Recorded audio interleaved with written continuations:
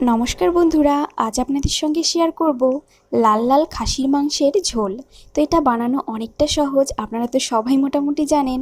তো আমি কেমন করে আজ রান্না করব সেটাই আপনাদের সঙ্গে শেয়ার করব। তো সবার প্রথম মাংসটাই কিন্তু খুব ভালো করে আমি পরিষ্কার করে ধুয়ে নিয়েছি। আর এখানে কিছুটা আলু আমি কেটে নিয়েছি, যেহেতু খাসির মাংসের ভেতরে আলুটা কিন্তু দারুণ লাগে।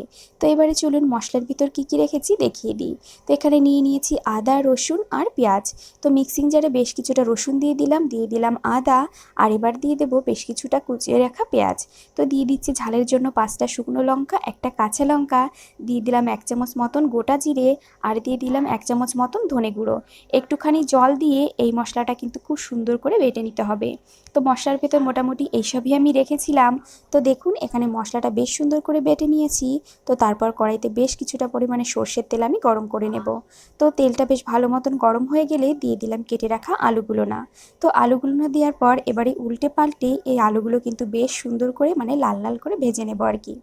তো আলু দিলে না আমার কাছে যে কোনো মাংসের ভেতরে আলুটা আমি বেশি পছন্দ করি, সেই জন্যই আলু দিচ্ছি। আপনারা যদি আলু পছন্দ না করেন তাহলে বাদ দিয়ে দিতে পারেন।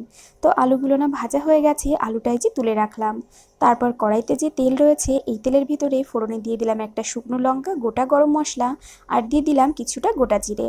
তো ফোড়নটা চড়বড় করে উঠলে পারে তারপর দিয়ে দিলাম কুচিয়ে রাখা পেঁয়াজ। পেঁয়াজ দেওয়ার পর লবণ দিয়ে এবার এই পেঁয়াজটাকে বেশ ভালো করে ভেজে নিতে হবে।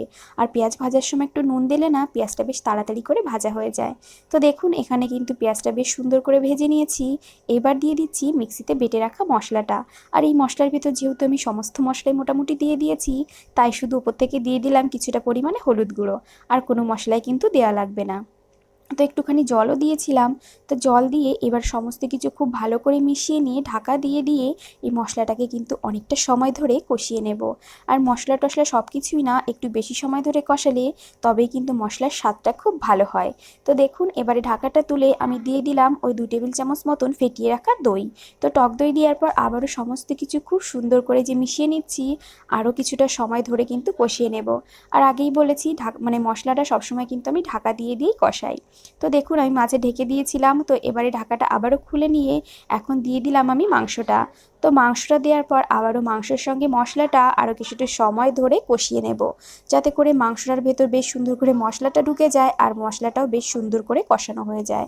তো দেখুন মশলাটা দেওয়ার পরে আবারও ঢাকা দিয়ে দেবো, ঢাকা দিয়ে মাংসটাকেও কিন্তু কষিয়ে নেব। তো ঢাকা দেওয়ার ফলে মাংস থেকে অনেকটা পরিমাণে জল বেরোবে, আর এই পুরো জলটা শুকানো পর্যন্ত খুব সুন্দর করে কিন্তু কষিয়ে নিতে হবে, যতক্ষণে জলটা শুকিয়ে যাচ্ছে। তো এইভাবে বারবার ঢাকবো, ঢাকা খুলে উল্টে পাল্টে দেবো। এইরকম করে কিন্তু অনেকটা সময় ধরে কষিয়ে নেব, যাতে করে মশলা মাংস দুটোই বেশ সুন্দর করে কষানো হয়ে যায়।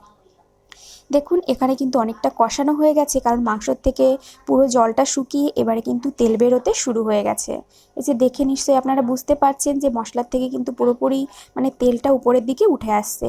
তো এরকম করে ঢাকা দিয়ে মাংসটা রান্না করলে এতে করে মাংসর টেস্টও যেমন খুব ভালো হয়, সেরকম এটা তাড়াতাড়ি করে সিদ্ধও হয়ে যায়। তো দেখতেই পাচ্ছেন এখানে কিন্তু আমার মাংসটা পুরোপুরিভাবে কষানো হয়ে গেছে। আর কিন্তু কোনো রকম ঢাকা দিয়ে কষানোর কোনোই প্রয়োজন নেই।